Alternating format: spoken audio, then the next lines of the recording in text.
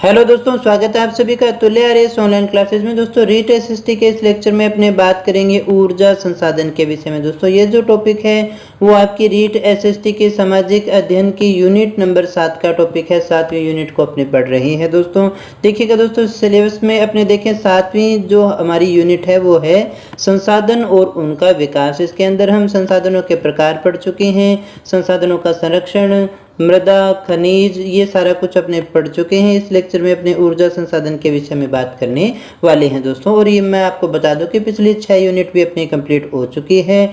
जिन दोस्तों ने उस यूनिट्स के सिलेबस को पूरा नहीं किया है, आई बटन पर जो है प्लेलिस्ट का लिंक है, वहां जाकर के आप इस सिलेबस को पूरा कर सकते हैं दोस्तों। साथ ही मैं आपको बता दूं कि रीट साइकोलॉजी का भी सिलेबस अपनी प्लेलिस्ट में दिया हुआ है, वहां जाकर के रीट एसएसटी का सिलेबस भी आप कंप्लीट कर सकते हैं दोस्तों। तो चलिएगा शुरू करते हैं आज की क्लास को।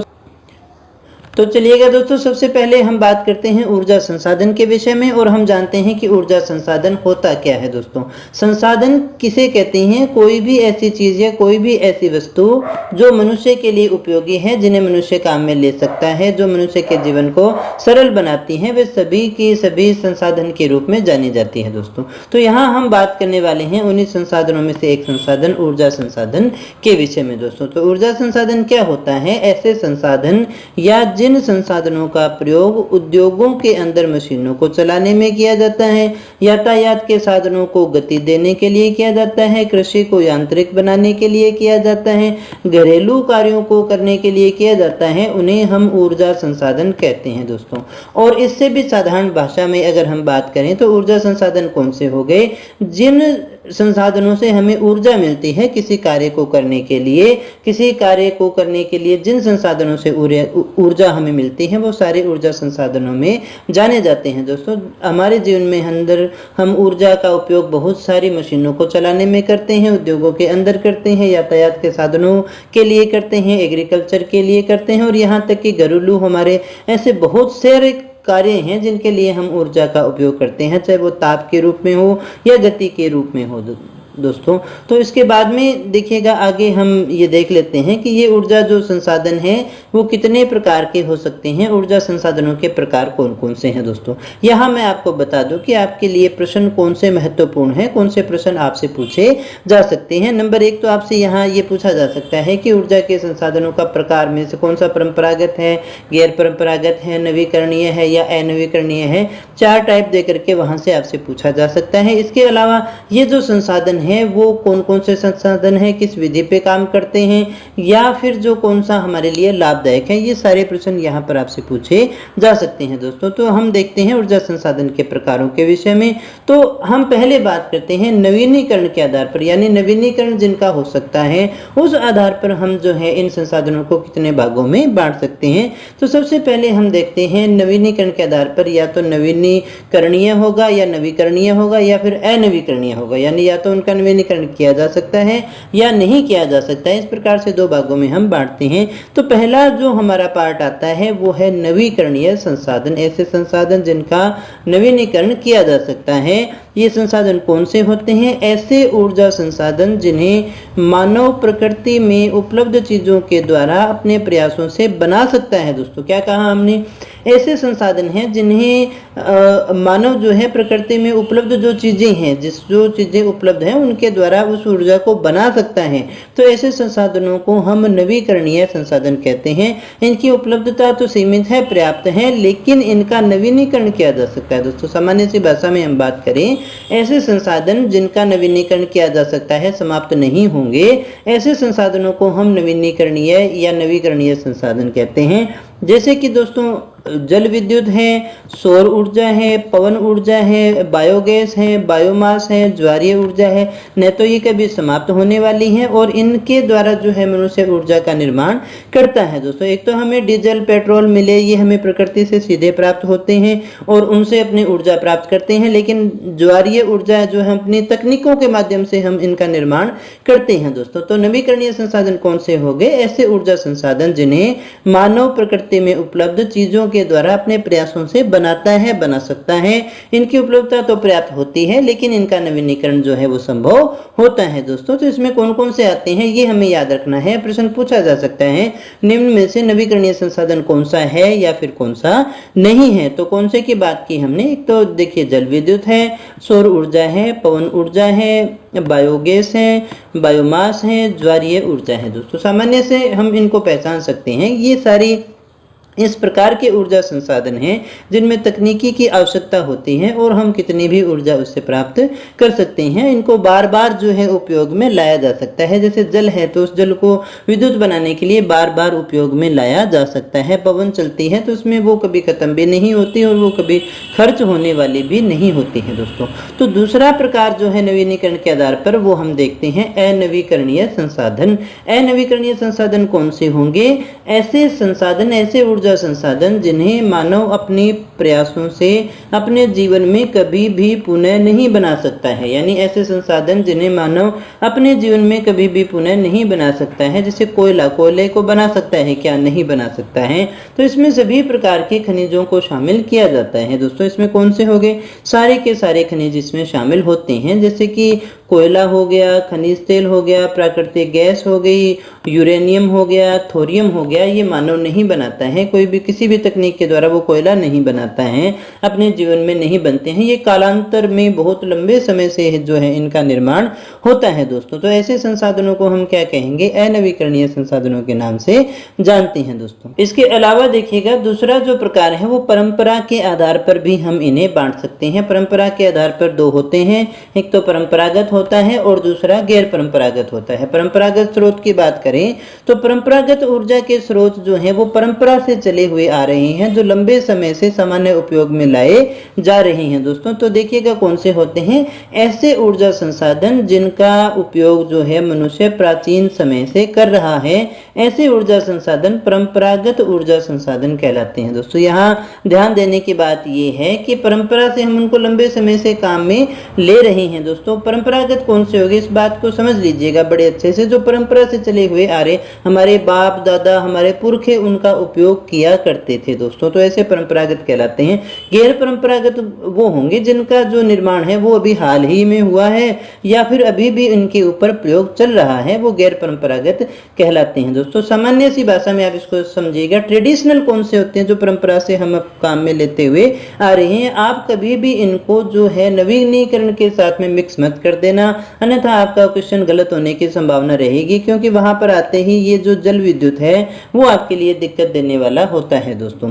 परंपरागत कौन से कहें? जो परंपरा से चले हुए आ रहे हैं उन्हें हम परंपरागत संसाधनों के नाम से जानते हैं दोस्तों। जैसे कि ईंधन है और जीवाश्मीय ईंधन है, ये ऊर्जा के मुख्य स्रोत माने जाते हैं दोस्तों। यहाँ कौन कौन से हो सकते हैं? परंपरागत कोयला देखिएगा हमारे बहुत प्राचीन समय में काम में लिया जाता था। खनिज तेल है वो कभी से काम में लिया जा रहा है। इसी प्रकार से प्राकृतिक गैस भी काम में ली जा रही है।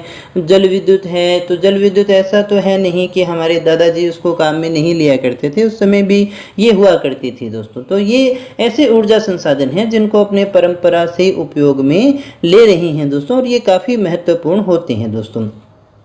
एक तो इनका काफ़ी लाभ भी होता है और इनका नुकसान भी है। लाभ तो ये है कि ये आसानी से उपलब्ध हो जाते हैं और इनसे डायरेक्ट ऊर्जा मिलती है, ज़्यादा कोई तकनीकी की आवश्यकता है नहीं। खनिज तेल को आप सीधा टंकी में डाल लीजिएगा तो आपका बाइक जो है वो चलना शुरू हो जाता है। लेकिन वहीं आपको सौर ऊर्जा से कुछ किसी बाइक को चलाना हो, किसी गाड़ी को चलाना हो तो आपको क्या करना पड़ेगा? प्लेटें लगानी पड़ेगी, फिर उससे ऊर्जा अपने प्राप्त करते हैं, फिर उसके बाद में बैटरी को चार्ज करते हैं, फिर उससे आगे कुछ चलाया जा सकता है। लेकिन यहाँ पर डायरेक्ट ही काम में लिया जा सकता है, ये एक इसका जो है बेनिफिट होता है दोस्तों। लेकिन पर्यावरण के लिए ये सबसे ज़्यादा घातक भी हुआ करते हैं दोस्तों। तो जल विद्युत की बात करें तो इसमें तो कोई पोल्यूशन होता नहीं है, स्थानीय समुदाय के लिए भी ये काफ़ी ज़्यादा उपयोगी होती है दोस्तों। हर जो ऊर्जा संसाधन है उसके अपने लाभ हैं और अपने नुकसान हैं दोस्तों। दूसरे प्रकार की अपने बात करें तो वो है गैर परंपरागत ऊर्जा स्रोत। गैर परंपरागत कौन से हो गए दोस्तों? ऐसे ऊर्जा स्रोत जो परंपरागत नहीं है, यानी परंपरा से हमारे बाप दादा जो है उसको प्रयोग में नहीं लिया करते थे, ऐसे गैर परंपरागत कहलाते हैं। यानी ऐसे ऊर्जा संसाधन जिनका विकास जो है वो कुछ दशकों पहले ही हुआ है, यानी कुछ समय पहले ही ये आने शुरू हुए हैं, लंबे समय से इनका प्रयोग नहीं हो रहा है दोस्तों। कुछ का जो विकास है वो तो वर्तमान में किया भी जा रहा है दोस्तों, कुछ का तो क्या हुआ है, दशकों पहले ही विकास हुआ है, और कुछ जो है इनका वर्तमान में विकास किया ही जा रहा है, जैसे कि सौर ऊर्जा है, पवन ऊर्जा है, बायोगैस है, बायोमास है, ज्वारीय ऊर्जा है, परमाणु ऊर्जा है। ये इसके अलावा देखिएगा भूतापीय ऊर्जा है। इस प्रकार की जो ऊर्जाएं हैं इनके ऊपर अभी भी काम हो रहा है दोस्तों। ये परंपरागत नहीं है, हमारे बाप दादा जो थे वो कभी भी जो है इनका भूतापीय ऊर्जा का उपयोग नहीं करते थे, अभी भी हमारे यहाँ पर इतना ज़्यादा उपयोग इनका नहीं हो पा रहा है दोस्तों। ये सीधी प्राप्त भी नहीं की जाती, इनसे डायरेक्ट ऊर्जा भी नहीं मिलती, हमें बीच में किसी न किसी टेक्नोलॉजी को लगाना पड़ता है दोस्तों। तो ऐसे जो ऊर्जा के संसाधन हैं वो गैर परंपरागत होते हैं दोस्तों। और कभी भी आप दोनों को मिक्स मत करिएगा, जो नवीकरणीय उनको अलग रहने दीजिएगा, परंपरागत को अलग रहने दीजिएगा, तो आपको कहीं भी आंसर करने में दिक्कत नहीं होगी दोस्तों, अन्यथा दिक्कत होने की संभावना रहती है दोस्तों। आगे हम बात करते हैं ऊर्जा के परंपरागत स्रोत कौन कौन से हैं, कौन कौन से स्रोतों को हमें जानना है दोस्तों। तो इसमें सबसे पहले हम बात करते हैं ईंधन के विषय में दोस्तों। ईंधन क्या होता है? ईंधन का उपयोग देखिए हम या तो खाना पकाने के अंदर करते हैं या ऊष्मा प्राप्त करने के लिए किया करते हैं। ईंधन और जीवाश्म ईंधन परंपरागत ऊर्जा के दो प्रमुख स्रोत माने जाते हैं। कौन कौन से ईंधन और जीवाश्म ईंधन जो है वो परंपरागत ऊर्जा के प्रमुख स्रोत माने जाते हैं। लकड़ियां जलाकर, छाने जला करके, उपले जला करके और पेट्रोल डीजल से हम जो है परंपरागत रूप से ऊर्जा प्राप्त करते रहे हैं दोस्तों। इनके परंपरागत साधनों में देखिएगा लकड़ी है, उपले जो गाय के गोबर से बनते हैं, कोयला है, पेट्रोलियम है और विद्युत है, जल और ताप दोनों ही हम इसमें ले सकते हैं दोस्तों। ये सारे के सारे ईंधन मान करके चलते हैं, परंपरागत ईंधन के साधन हैं। ईंधन का उपयोग जो है वो पकाने के लिए किया जाता है और ऊष्मा प्राप्त करने के लिए भी इसका जो है व्यापक रूप से उपयोग किया जाता है दोस्तों। इसके बाद में हम बात करें पौधों और जानवरों के अवशेष जो लाखों वर्षों तक धरती के अंदर दबे रहे, ताप और दाब के कारण वही जीवाश्म ईंधन बन पाए थे दोस्तों। अगर आपसे पूछा जाए कि जीवाश्म ईंधन किसे कहते हैं, जीवाश्म ईंधन यानी पेट्रोल डीजल, ये सब क्या है दोस्तों, तो देखिएगा जो हमारी प्रकृति है, जो हमारी भू सतह है, उस पर परिवर्तन होते रहे हैं, ज्वालामुखी आते रहे हैं। तो ऐसा हुआ कि प्राकृतिक उठापटक के कारण जो हमारे पेड़ पौधे जानवर अवशेष थे वो भूमि के अंदर दब गए और धरती के अंदर दबे रहने के कारण उनको ताप और दाब के कारण वो जीवाश्मीय ईंधन के रूप में जो है वो परिवर्तित हो गए दोस्तों। तो इन्हें ही हम जीवाश्मीय ईंधन के रूप में जानते हैं। जीवाश्मीय ईंधन कौन से होते हैं, जैसे कि कोयला हो गया, पेट्रोलियम हो गया, प्राकृतिक गैस, परंपरागत ऊर्जा के प्रमुख स्रोत हैं दोस्तों। देखिएगा ये किससे बनी है, ये जीवाश्मों से ही बने हुए हैं, इसलिए इन्हें हम जीवाश्म ईंधन कहते हैं। लकड़ी हो सकता है, कोई पशु हो सकता है, कोई जानवर हो सकता है, कुछ भी हो सकता है जिनसे पेट्रोलियम और प्राकृतिक गैस आदि का निर्माण होता है दोस्तों। ये इनकी विशेषता ये है कि इनके भंडार सीमित हैं। ऐसा तो है नहीं कि कभी तक हम इनका प्रयोग ले सकते हैं, इनके भंडार जो है वो सीमित है। और क्योंकि इनका जो उपयोग का अनुपात है, जिस अनुपात में जनसंख्या बढ़ रही है और जिस अनुपात में अपने इसका उपयोग ले रहे हैं, उस अनुपात में जो है ये वो पुनः निर्मित नहीं हो पा रहे हैं, इसलिए जो है ये जल्दी ही खत्म होने की संभावना है, जल्दी ही ये समाप्त हो जाएंगे दोस्तों, क्योंकि इनके जो निर्माण में काफ़ी समय लगता है दोस्तों। इसके बाद में हम बात करते हैं दूसरा जो हमारा संसाधन रह गया वो है कोयला। कोयला क्या है, ये भी एक जीवाश्मीय ईंधन ही है, अभी हमने बात भी की थी, और ये बहुतायत में मिलता भी है, इसकी मात्रा बहुत ज़्यादा है, ये काफ़ी मात्रा में मिलता भी है। इसका जो उपयोग है वो कहाँ होता है, एक तो घरेलू ईंधन में, घरों के अंदर पहले खाना बनाने के अंदर इसका उपयोग बहुत ज़्यादा किया जाता था, अब तो गैस वगैरह आने के कारण जो है इनका उपयोग काफ़ी कम हो गया है। लेकिन दोस्तों देखिएगा जो भी भूतापीय ऊर्जा या ऊर्जा जहाँ पर बनती हैं, बड़ी भट्टियाँ जहाँ हैं, वहाँ पर जो है इनका उपयोग किया जाता है। कोयले का उपयोग जो है बड़े इंजनों को चलाने के लिए भी किया जाता है। उद्योगों में जो है इनका उपयोग किया जाता है। वाष्प इंजन में, विद्युत उत्पादन में जो है इनका उपयोग दोस्तों किया जाता है। जहां भी विद्युत उत्पादन होगी यानी बड़े स्तर पर हमें किसी चीज को गर्म करना है तो वहां पर अपने कोयले का उपयोग किया करते हैं दोस्तों। तो ये भी हमारे लिए काफी ज्यादा उपयोगी है।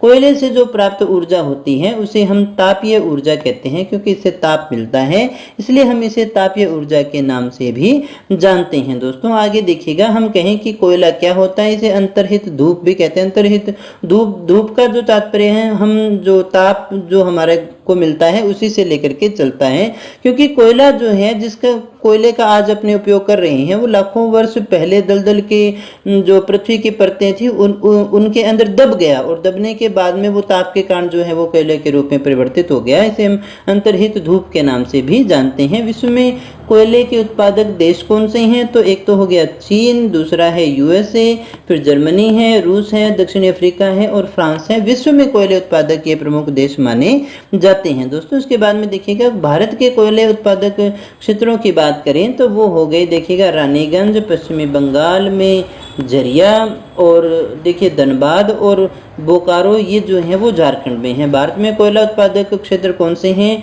रानीगंज जो है वो पश्चिमी बंगाल में है, फिर देखिएगा एक झरिया, धनबाद और देखिए बोकारो, ये कहाँ रह गए, ये झारखंड में रह गए। पश्चिमी बंगाल में कौन सा, रानीगंज रह गया, झरिया, धनबाद और बोकारो है, ये कहाँ रह गए, ये झारखंड में रह जाते हैं दोस्तों। ये कोयले के प्रमुख उत्पादक क्षेत्र माने जाते हैं। इसके बाद में देखिएगा, कार्बन की मात्रा के आधार पर कोयला जो है वो 4 प्रकार का माना जाता है दोस्तों। ये कौन से होते हैं, इनको आप सीक्वेंस के रूप में पूछा जा सकता है, तो आप याद रखिएगा ABLP, ABLP यानी A से एंथ्रेसाइट, B से बिटुमिनस, L से लिग्नाइट और P से पीट। तो ये कौन से होते हैं, एंथ्रेसाइट, बिटुमिनस, लिग्नाइट और पीट जो होते हैं, ये कार्बन की मात्रा पर एंथ्रेसाइट जो है वो नंबर 1 पे आता है और पीट जो है वो नंबर 4 पे आता है दोस्तों। इसके बाद में हम बात करते हैं पेट्रोलियम के विषय में।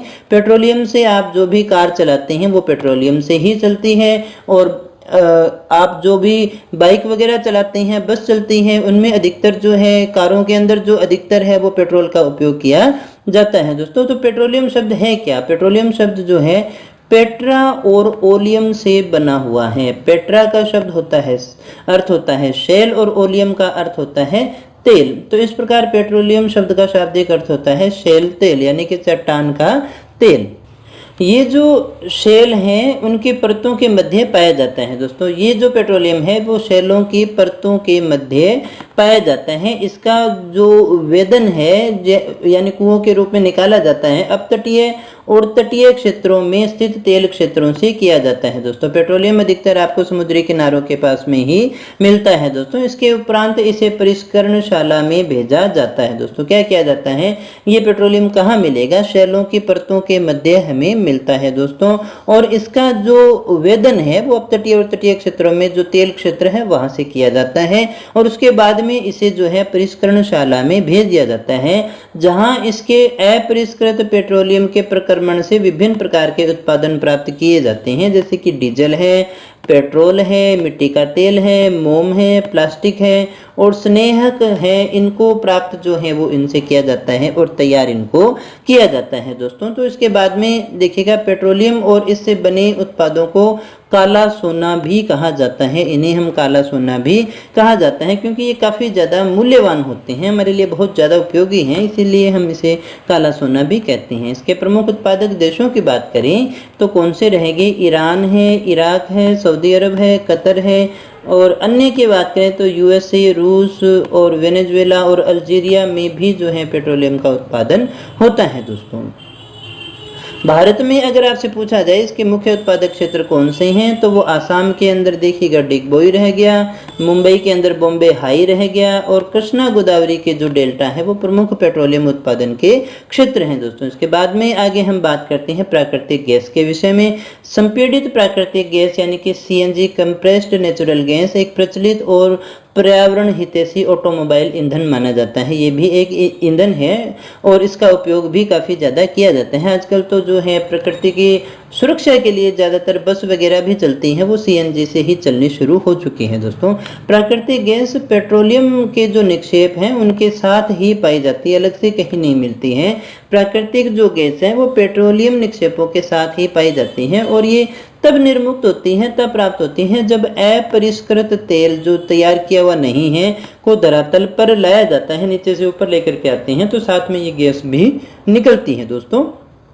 और ये पेट्रोलियम और डीजल की तुलना में बहुत कम प्रदूषण करती है, पोल्यूशन कम करती है, इसीलिए हमारे लिए बहुत ज़्यादा उपयोगी है और इसलिए इसे हम वर्तमान शताब्दी का ईंधन भी कहते हैं दोस्तों। इसलिए इसे वर्तमान शताब्दी का ईंधन भी कहा जाता है क्योंकि ये कम प्रदूषण करती है दोस्तों। तो हम किसकी बात कर रहे हैं? नेचुरल गैस की बात कर रहे हैं, सीएनजी की बात अपने कर रहे हैं दोस्तों। ये पूरा नाम भी कई बार सीएनजी का पूछा जा सकता है। प्राकृतिक गैस जो है वो पेट्रोलियम निक्षेपों के साथ ही मिलती है, वही मिलती है, लेकिन ये निकलती तब है जब हम अपरिष्कृत तेल को निकालते हैं तो ये साथ ही ये भी हमें प्राप्त होती है दोस्तों।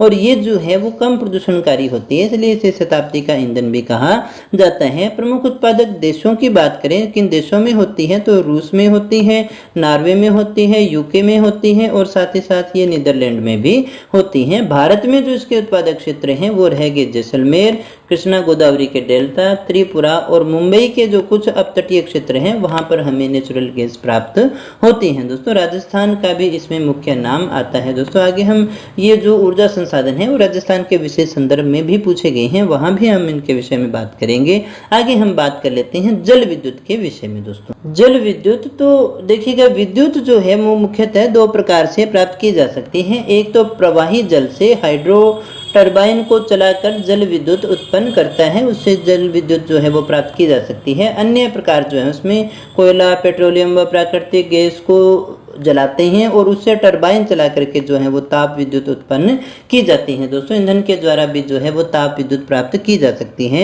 हम जो बात कर रहे हैं वो जल विद्युत के विषय में कर रहे हैं। जल विद्युत जो है बहते जल से जो है विद्युत उत्पन्न की जाती है दोस्तों। हमारा जो उद्देश्य है वो एकमात्र ये है कि टरबाइन को चलाएंगे, जिससे टरबाइन घूमता है तो हमें जनरेटर के द्वारा जो है वो विद्युत प्राप्त होती है दोस्तों। बांध जो बने हुए होते हैं उसमें वर्षा का जो जल है उसे एकत्रित कर लिया जाएगा या फिर जो नदी है उसको ऊंचाई से जो है नीचे गिराने के लिए एक जगह जो है जल को एकत्रित कर लिया जाएगा बांध के रूप में, और बांध के अंदर से ही क्या किया जाएगा, पाइप के द्वारा जो बहता जल है वो जो टरबाइन के ऊपर गिरता है। तो टरबाइन के ऊपर गिरता है तो टरबाइन के जो ब्लेड है वो घूमते हैं और उनके घूमने से ही जो है वो विद्युत का उत्पादन होता है। तो इस प्रकार से जो विद्युत उत्पन्न होती है उसे हम जल विद्युत के नाम से जानते हैं दोस्तों।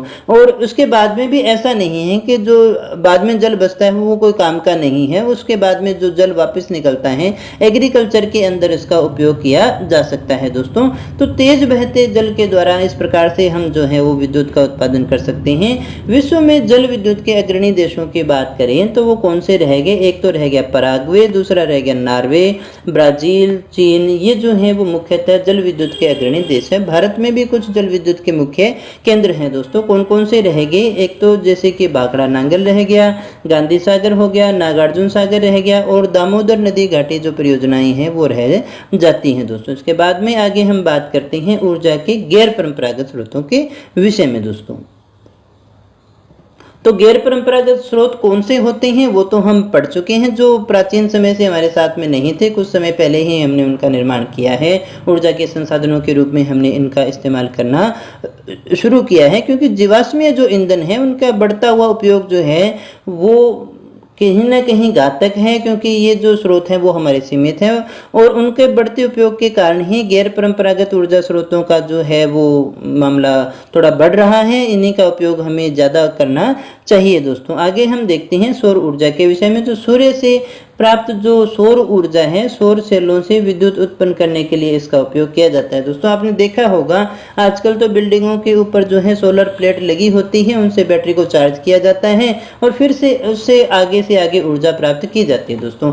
और आजकल के समय में तो आपने वो ऑटो रिक्शा भी देखे होंगे जिनके ऊपर सोलर प्लेटें लगी होती हैं बहुत सारी दुकानों के अंदर, और बहुत सारे जो हैं खेतों के अंदर भी है इनका उपयोग किया जा रहा है। पानी को प्राप्त करने के लिए, इंजन को चलाने के लिए सौर ऊर्जा का उपयोग आजकल व्यापक स्तर पर किया जा रहा है दोस्तों। बहुत ही उपयोगी है और आज के समय में बढ़ भी रही है। जैसे बढ़ रही है उपयोग, वैसे इसके खर्चे भी बढ़ रहे हैं। वो एक अलग विषय की बात है कि इसके उपयोग क्या है, इसके नुकसान क्या है, वो एक अलग विषय की बात है। लेकिन उपयोगी है क्योंकि ये असमाप्य है, इसका कभी भी समाप्त नहीं होना, और ये प्रदूषण से मुक्त है दोस्तों। दो बातें इसकी बहुत अच्छी हैं। हालांकि ये बहुत ज्यादा खर्चीली रह जाती हैं और इसके स्रोत के जो है विस्तारित होने से बहुत ज़्यादा जो ऊर्जा की बर्बादी भी होती है, लेकिन फिर भी ये असमाप्य होने के कारण काफ़ी ज़्यादा उपयोगी है। और अब तो इंस्ट्रूमेंट इतने ज़्यादा बन चुके हैं इससे चलने वाले कि आप एयर कंडीशन तक भी इससे चला सकते हैं। पूरी की पूरी बिल्डिंग को जो है वो इससे संचालित किया जा सकता है। तो सौर ऊर्जा वर्तमान का एक बहुत ही अच्छा ऊर्जा का साधन है। फोटोवोल्टिक प्रौद्योगिकी के द्वारा धूप को जो है सीधे विद्युत में भी परिवर्तित किया जा सकता है। धूप की जहाँ प्रचुरता है वहीं पर क्या होगा, इसका जो है निर्माण करना संभव होता है। तो उष्ण कटिबंधीय जो रह गए, क्योंकि कर्क रेखा से मकर रेखा के बीच में ही है जो सौर ऊर्जा की प्राप्ति सबसे ज्यादा होती है, तो ये प्रौद्योगिकी वहां पर सबसे ज्यादा लाभदायक है, सबसे ज्यादा उपयोग इसका किया जा सकता है दोस्तों। तो सौर ऊर्जा का जो उपयोग है वो सौर तापक, सौर कुकर, सोलर ड्रायर के साथ साथ समुदाय को रोशनी देने और यातायात संकेतों में भी किया जा सकता है। ये कुछ एक उपयोग है, जबकि इनके उपयोग इससे और कहीं ज्यादा किए जा सकते हैं दोस्तों। इसके बाद में आगे हम बात करते हैं पवन ऊर्जा के विषय में। पवन ऊर्जा में क्या होगा कि पवन जो है तेज चलते हैं तो उससे पंखे घूमते हैं, उनसे टरबाइन को घुमाया जाता है और फिर जो है जनरेटर को चला करके ऊर्जा प्राप्त की जाती है। ये भी ऊर्जा का एक असमाप्य स्रोत है, ये भी ऊर्जा का एक असमाप्य स्रोत है, क्योंकि ये भी प्रदूषण से मुक्त है दोस्तों। इसमें भी किसी प्रकार का प्रदूषण नहीं होता। दूसरी बात कि एक बार स्थापित अगर इसको कर दिया गया तो इसके अंदर जो है विद्युत की लागत बहुत ही कम होती है दोस्तों। इसके साथ ही साथ ये साफ भी है और ये सुरक्षित भी है। और हाँ, लेकिन हानि की अगर बात करें तो इससे शोर होता है, ध्वनि प्रदूषण होता है। हालांकि पवन चक्कियों को लगाना काफ़ी ज़्यादा महंगा है और जहाँ पर ये लगी होती हैं वहाँ पर रेडियो और दूरदर्शन का प्रसारण जो होगा उसमें भी काफ़ी दिक्कत आती है। और कुछ एक मात्रा में हम ऐसा भी कह सकते हैं कि पक्षियों के लिए भी ये कहीं ना कहीं हानिकारक होती है दोस्तों। हालांकि इतनी सारी हानियाँ हैं, लेकिन पवन ऊर्जा फिर भी हमारे लिए उपयोगी है, क्योंकि ये सबसे बड़ी बात प्रदूषण से मुक्त है और एक बार स्थापित होने के बाद में इसकी विद्युत ऊर्जा का उत्पादन की जो लागत है वो काफ़ी कम होती है दोस्तों। तो यहाँ हम देख सकते हैं कि पवन चक्कियों का जो उपयोग है वो प्राचीन समय से ही होता आ रहा है। अनाजों को पीसने के लिए, जल निकालने के लिए लंबे समय से इनका उपयोग होता आ रहा है दोस्तों। और इसमें जो है वर्तमान पवन चक्कियों में जो है तीव्र गति से चलती हवाएं जो है वो पवन चक्कियों को घुमाती हैं और विद्युत उत्पादन के लिए जनरेटर से जुड़ी हुई रहती हैं। लेकिन इतना बड़ा व्यापक उपयोग उस समय नहीं होता था जितना अब हो रहा है, जितनी तकनीकियों का उपयोग यहाँ पर किया गया है दोस्तों। इसके बाद में टरबाइन की चाल को चलाए रखने के लिए हमें हवा की एक फिक्स स्पीड की भी आवश्यकता होती है, यानी 15 किलोमीटर प्रति घंटा से अधिक की स्पीड अगर होगी तो वो टरबाइन की चाल को रेगुलर रख पाती है दोस्तों। ये तो आप भी समझते हैं, इतने बड़े जो पंखे होते हैं उनको चलाए रखने के लिए हमें कहीं ना कहीं हवा की एक पर्याप्त मात्रा की आवश्यकता होती है दोस्तों। पवन चक्कियों के समूह से युक्त पवन फार्म होते हैं, बहुत सारी पवन चक्कियां लगी होती हैं, उसे हम जो है पवन फार्म कहते हैं। ये तटीय क्षेत्रों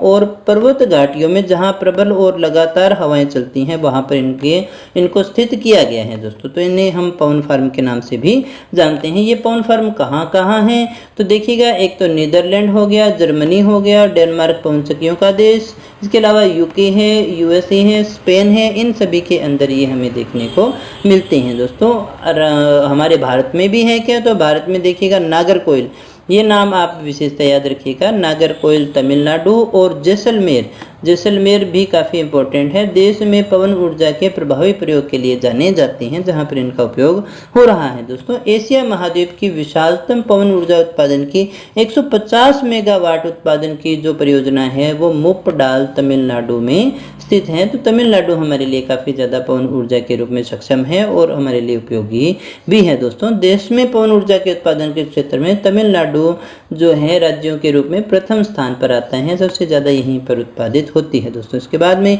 हम बात करते हैं परमाणु ऊर्जा के विषय में। परमाणु ऊर्जा कैसे प्राप्त की जाती है, तो ये नाभिकीय विखंडन पर आधारित है, क्योंकि परमाणु का जो नाभिक है उसके ऊपर जब इलेक्ट्रॉन का जो है प्रहार किया जाता है तो ये टूटता है, और आगे जब टूटता है तो इससे ऊर्जा मुक्त होती है दोस्तों।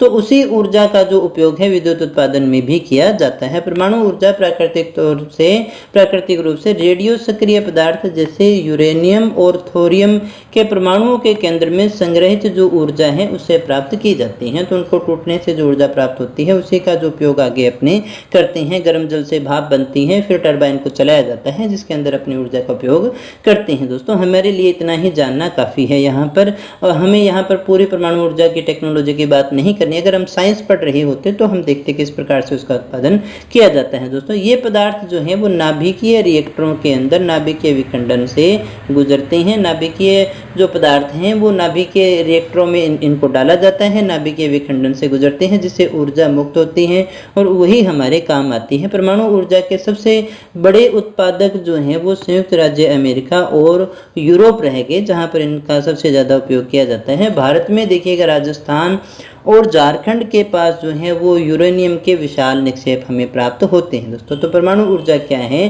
परमाणु ऊर्जा से देखिए ऊर्जा प्राप्त करने की बहुत सारी विधियां हैं, हम यहाँ पर किसी एक विधि की बात नहीं कर सकते। अलग अलग प्रकार के रिएक्टर होते हैं, अलग अलग प्रकार से इनमें ऊर्जाएं प्राप्त की जाती है, अलग अलग प्रकार से ऊर्जा प्राप्त करने की जो विधियाँ यहाँ पर निर्मित की गई हैं तो बहुत सारे हैं। यहाँ हम इतना समझ लेते हैं कि जो विशेषता काम आते हैं नाभिकीय विखंडन से जो एनर्जी मिलती है उसका उपयोग जो है विद्युत उत्पादन में किया जाता है, जिसमें ईंधन के रूप में जो अपनी एक तो यूरेनियम को काम में लेते हैं और एक थोरियम को काम में लिया करते हैं। दोस्तों थोरियम जो है वो विशाल मात्रा के अंदर केरल के मोनोजाइट बालू में पाया जाता है। तो भारत में जो है वो थोरियम कहाँ मिलता है? केरल के जो मोनोजाइट बालू के क्षेत्र हैं वहाँ पर हमें मिलता है। दोस्तों भारत में जो परमाणु ऊर्जा के केंद्र हैं वो कहाँ कहाँ हैं? तो तमिलनाडु के कलपक्कम, महाराष्ट्र में तारापुर, राजस्थान में कोटा के निकट राणा प्रताप सागर, उत्तर प्रदेश में नरोरा और कर्नाटक में जो है वो केगा के रूप में हम देख सकते हैं। दोस्तों इसके बाद में देखिएगा भारत में परमाणु कार्यक्रम के शुभारंभकर्ता कौन थे? तो वो थे डॉक्टर होमी जहांगीर भाभा। और परमाणु ऊर्जा आयोग की जो है वो भारत में स्थापना होती है 1948 के अंदर, 1948 के अंदर। इसके बाद में आगे हम बात करते हैं भूतापीय ऊर्जा के विषय में। भूतापीय ऊर्जा नाम से स्पष्ट है, भूमि का जो ताप है उससे जो ऊर्जा मिलती है उसे ही हम भूतापीय ऊर्जा के नाम से जानते हैं। दोस्तों तो ताप ऊर्जा जो हमें पृथ्वी से प्राप्त की जाती है, ऐसी ताप ऊर्जा जो पृथ्वी से प्राप्त की जाती है उसे ही हम भूतापीय ऊर्जा के नाम से जानते हैं। पृथ्वी के अंदर जैसे जैसे हम गहराई में जाते हैं तो तापमान में वृद्धि होती है। दोस्तों जैसे हमने पीछे भी बात की थी कि पृथ्वी सतह से ऊपर जाएंगे तो तापमान में कमी होती है, लेकिन अंदर गहराई में जाते हैं तो तापमान में वृद्धि होती है। दोस्तों और ये कभी कभी तापमान जो है ऊर्जा भू सतह पर गर्म जल के झरनों के रूप में प्रकट होनी शुरू हो जाती है। गर्म जल के झरने यहाँ पर बाहर आने शुरू हो जाते हैं और ये ताप ऊर्जा शक्ति उत्पादन में प्रयुक्त की जा सकती हैं, जिसका हम उपयोग भी करते हैं। दोस्तों ये जो झरने हैं वो हमारे काफ़ी काम आते हैं, इनसे जो है विद्युत उत्पादन भी की जा सकती है। इसके बहुत सारे काम हम लेते हैं। दोस्तों वर्षों से जो है देखिएगा गर्म जल के स्रोतों के रूप में उसका जो उपयोग है वो खाना बनाने में, ऊष्मा प्राप्त करने में और नहाने के लिए जो है वो इसका उपयोग किया जा रहा है। दोस्तों आगे इन फ्यूचर इनसे बहुत सारे प्रकार की ऊर्जाएं प्राप्त की जाएगी, अलग अलग हम इनका उपयोग भी ले पाएंगे, वो आगे चलता रहेगा। दोस्तों यूएसए जो है विश्व का सबसे बड़ा भूतापीय ऊर्जा का संयंत्र है, सबसे बड़ा जो है वो केंद्र रह गया। इसके बाद में देखिएगा न्यूजीलैंड है, आइसलैंड है, फिलीपींस है और मध्य अमेरिका इसके लिए जाना जाता है। दोस्तों भारत में भूतापीय ऊर्जा के जो संयंत्र हैं वो कहाँ हैं? तो हिमाचल प्रदेश में मणिकर्ण और लद्दाख में पुगा घाटी में स्थित हैं। आपसे पूछा जा सकता है हिमाचल में मणिकर्ण और लद्दाख के अंदर पुगा घाटी में इस प्रकार के जो है वो संयंत्र स्थापित किए गए हैं। दोस्तों ज्वारीय ऊर्जा की बात करें तो ज्वारीय ऊर्जा कौन सी होती है? ज्वार भाटा जो आता है उससे उत्पन्न होती है। निम्न जो ज्वार है, ज्वार जब एक बार तो पानी ऊपर चढ़ता है, जब वापस नीचे जाता है तो बांध को इस प्रकार से बनाया जाता है कि जब वापस आता है तो उस जल के जो दबाव के कारण है वो टरबाइन घूमती है, वो पंखा घूमता है और उसके वजह से ही जनरेटर को चला करके जो है वो ऊर्जा प्राप्त की जाती है। दोस्तों ज्वार से उत्पन्न ऊर्जा को हम ज्वारीय ऊर्जा के नाम से जानते हैं। इस ऊर्जा का जो उत्पादन है समुद्र के संकरे मुहाने में बांध के निर्माण से किया जाता है, ताकि जब ज्वार आए तो पानी जमा हो जाता है और जब वो वापस नीचे उतरता है तो उसी पानी के वेग से जो है वो पंखे को चलाया जाता है, टरबाइन को चलाया जाता है और ऊर्जा प्राप्त की जाती है। उच्च ज्वार के समय ज्वारों की ऊर्जा का उपयोग बांध में स्थापित टरबाइन को घुमाने के लिए किया जाता है। दोस्तों, रूस, फ्रांस और भारत में कच्छ की खाड़ी में विशाल ज्वारीय मिल के क्षेत्र हैं। दोस्तों, अब ये मत मानिएगा निम्न ज्वार, उच्च ज्वार, अब तो बहुत सारी विधियां यहाँ पर काम में ली जाती है, पानी आने से भी, पानी जाने से भी। ये अलग अलग प्रकार के संयंत्र बनाए जाते हैं जिनसे हम जो है ऊर्जा के लिए इसका उपयोग करते हैं। दोस्तों, कोई भी इसका एक फिक्स पैटर्न नहीं होता है। दोस्तों, आगे हम बात करें, विश्व का पहला ज्वारीय स्टेशन जो है वो कहाँ बनाया गया था, तो वो बनाया गया था फ्रांस के अंदर। दोस्तों, इसके बाद में आगे हम बात करते हैं बायोगैस ऊर्जा के संबंध में। दोस्तों, तो बायोगैस ऊर्जा क्या है, जैविक अपशिष्टों से बनती है। जैविक अपशिष्ट कौन से होते हैं, जैसे मृत पौधे, जंतुओं के अवशेष, पशुओं का गोबर, रसोई के अपशिष्ट, गैसीय ईंधन में इनको बदला जा सकता है, इनसे गैस प्राप्त की जाती है जिसे ही हम बायोगैस के रूप में जानते हैं।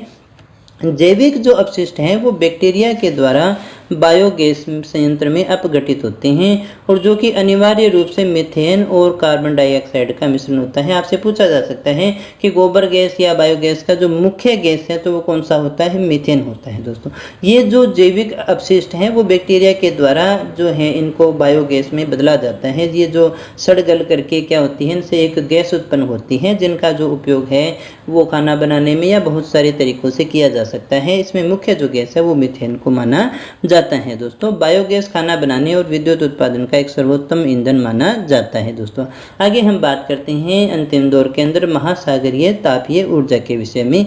ये कैसे प्राप्त की जाती है, तो समुद्रों और महासागरों के पृष्ठ का जो जल है वो सूर्य से सीधी किरणें मिलती है, इसलिए ज़्यादा होता है उसका तापमान, लेकिन गहराई में जाते जाते हैं तो जो पानी है वो थोड़ा ठंडा हमें देखने को मिलता है। इसी टेम्परेचर का जो डिफरेंस है उसी को जो है विद्युत संयंत्र के अंदर इसका उपयोग किया जाता है और उससे ऊर्जा प्राप्त की जा सकती है। ताप में जो ये डिफरेंस है, ताप में इस अंतर का उपयोग सागरीय तापीय ऊर्जा रूपांतरण विद्युत संयंत्र, ये ऊर्जा संयंत्र का नाम है, उससे जो है ऊर्जा प्राप्त करने के लिए इसका उपयोग किया जाता है। हमने क्या कहा, जो महासागर का तल है वो सूर्य से सीधी किरणें मिलने के कारण उसका ताप ज्यादा होता है, अंदर गहराई के अंदर जो है वो टेम्परेचर कम होता है, ठंडा होता है।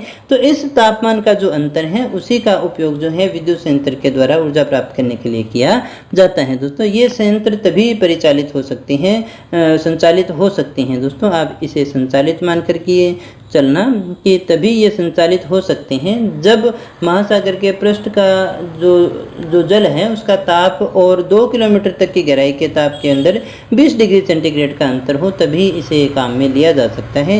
इस ताप को बढ़ाया भी जा सकता है, लेकिन हमें वहाँ पर विधियों की बात करने की आवश्यकता नहीं है। दोस्तों, हमारे लिए इतना ही काफ़ी था। हम सारे ऊर्जा के संसाधनों के विषय में बात कर चुके हैं। अगले लेक्चर के अंदर कृषि के संबंध में अपने बात करेंगे। दोस्तों, और अगर आपको टेस्ट सीरीज हमारी एसएसटी की ज्वाइन करनी है और रीड साइकोलॉजी की टेस्ट सीरीज भी हमारे एंड्रॉयड एप्लीकेशन पर अवेलेबल है। जल्दी ही अन्य विषयों की फ्री टेस्ट सीरीज भी आपके लिए शुरू की जाएगी, तो आप उसे डाउनलोड कर सकते हैं अगर आपकी इच्छा हो तो प्ले स्टोर में जा करके, और आप उनका लाभ भी उठा सकते हैं। दोस्तों, हमेशा की तरह इस क्लास का जो PDF है वो आपको हमारी या तो टेलीग्राम चैनल पर मिल जाएगा या हमारी ऑफिशियल वेबसाइट पर आपको मिल जाएगा। दोस्तों, अगर आपको क्लास अच्छी लगी हो तो इसे लाइक कर देना, शेयर कर देना, ये अच्छी बात होती है। दोस्तों, चैनल पर पहली बार आए हो और अगर आप नियमित हमारे साथ में ही पढ़ना चाहते हो तो आप चैनल को सब्सक्राइब कर लेना दोस्तों, और बेल आइकन दबा देना ताकि क्लास आते ही आपको तुरंत प्रभाव से नोटिफिकेशन मिल जाए। दोस्तों, तो मिलते हैं अगली क्लास में, तब तक बने रहिए हमारे साथ। Thank you very much.